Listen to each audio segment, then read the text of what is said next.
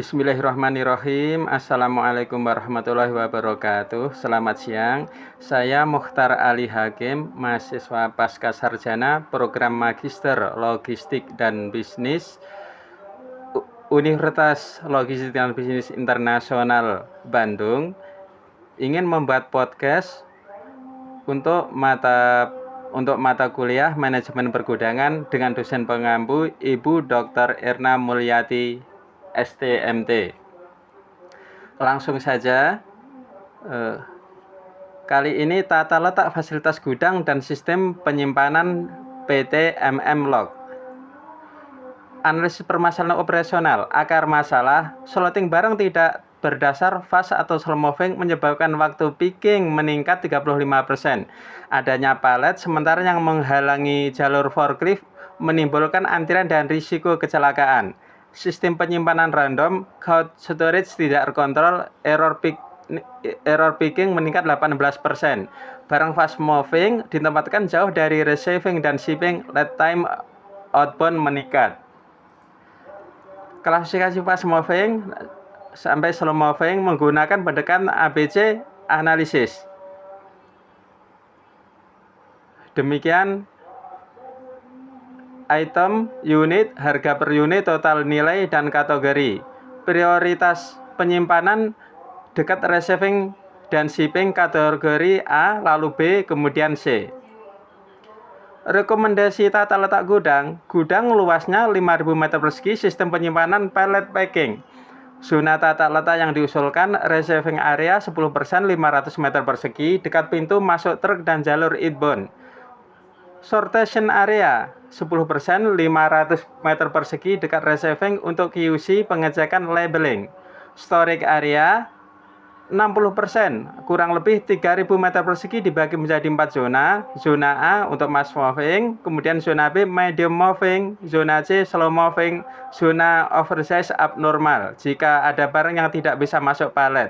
Kemudian packing area 10% 500 meter persegi dekat storage dan shipping.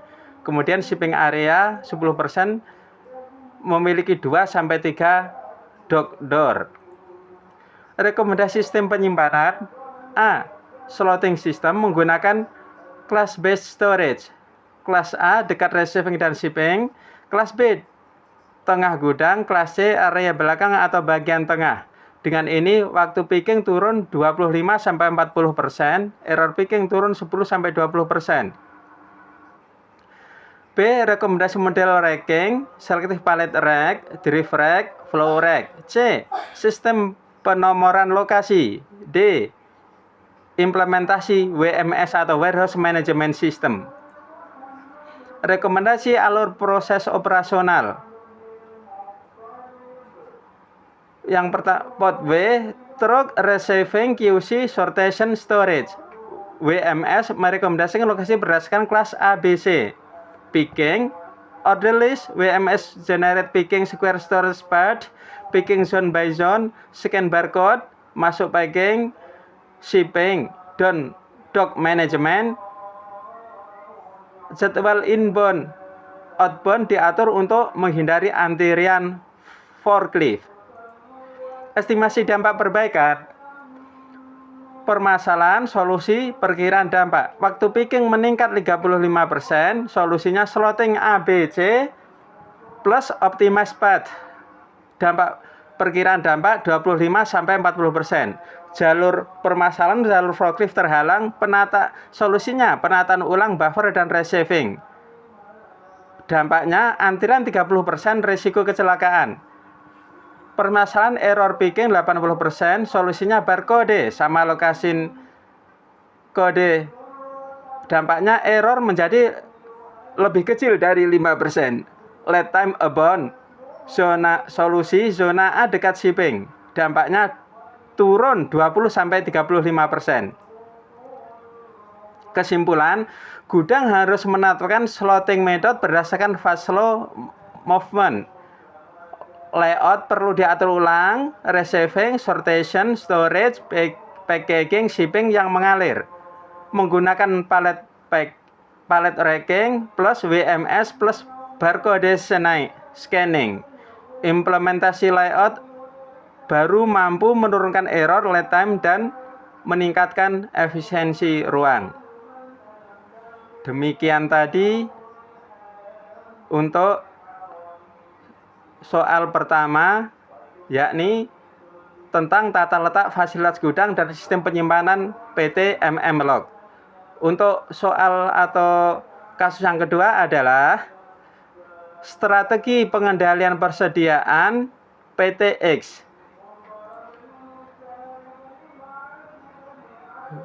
Sebagai perusahaan 3PL menghadapi dua isu utama, yakni stock integrity issue atau kerusakan atau hilangnya barang, kemudian low inventory turn on fund, pemicu overstock dan risiko expired product. Penerapan strategi pengendalian persediaan yang terintegrasi antara proses, teknologi, dan tata kelola operasional. Strategi pengendalian persediaan untuk mengatasi produk rusak dan hilang. Implementasi yang pertama, implementasi sistem warehouse management system WMS yang terintegrasi.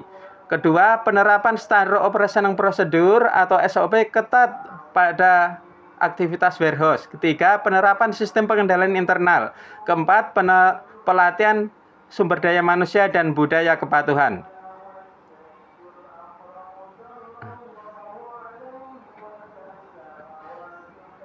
Kemudian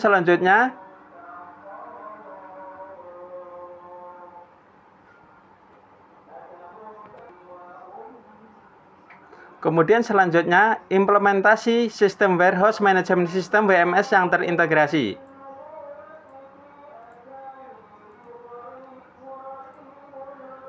Menerapkan barcode RFID untuk tracking per item sehingga setiap pergerakan barang tercatat real time. Mengurangi human error pada proses receiving, put away, picking, dan replacement. Meningkatkan akurasi stok dan penurunan risiko shrinkage. Dampak penurunan kasus kehilangan, salah simpan, dan kesalahan proses operasional. Kemudian yang kedua, penerapan standar operasional prosedur. Penerapan standar operasional prosedur SOP ketat pada aktivitas warehouse. SOP inspeksi kualitas saat receiving, SOP material handling atau penyimpanan sesuai karakteristik barang, SOP cycle count mingguan untuk mengetahui deviasi secara cepat, memberlakukan double check pada picking dan shipping. 3. Penerapan sistem pengendalian internal atau internal control. CCTV pada zona kritis, access control, dan log aktivitas petugas, pemisahan tugas, receiving, storage, picking tidak dikerjakan oleh orang yang sama, audit stok berkala oleh tim independen. 4. Pelatihan sumber daya manusia dan budaya kepatuhan. Training berkala tentang handling barang FIFO atau FIFO dan inventory akurasi. Program KIP berbasis akurasi stok, reward and punishment terhadap pelanggaran atau prestasi.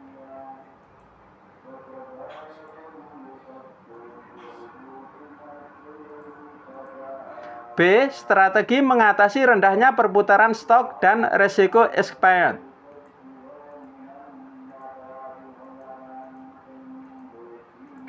1. Menggunakan metode FIFO, first expired, first out. Barang dengan kadaluarsa terdekat diprioritaskan keluar. Kemudian 2. Implementasi demand forecasting, and collaboration planning. 3. Menerapkan parameter inventory control. 4. Inventory turnover monitoring. 5. Strategi disposal dan return management. 6. Slotting optimization. C. Rekomendasi kebijakan manajerial. 1. Membangun KPI integritas stok, stok akurasi, damage rate, shrinkage rate. 2. Investasi teknologi digital, WMS dan RFID sebagai tulang punggung pengendalian persediaan. 3. Membentuk tim inventory control khusus untuk audit dan rekonsiliasi. 4. Mengadopsi Continuous Improvement PDCA Land Warehouse untuk menghilangkan waste dan memperbaiki proses. 5. Kolaborasi dengan customer atau prinsipal untuk menghindari overstock dan memperbaiki forecast. Kesimpulan, permasalahan integritas stok dan rendahnya perputaran persediaan DPTX dapat diatasi melalui kombinasi 1. Penguatan proses operasional, 2. Digitalisasi WMS berbasis barcode atau RFID, 3. Inventory control berbasis KPI, 4. Kolaborasi forecasting dengan customer. Keempat pendekatan ini akan meningkatkan akurasi stok, menurunkan kerusakan atau hilang, serta mengoptimalkan rotasi stok agar tidak terjadi penumpukan dan risiko expired.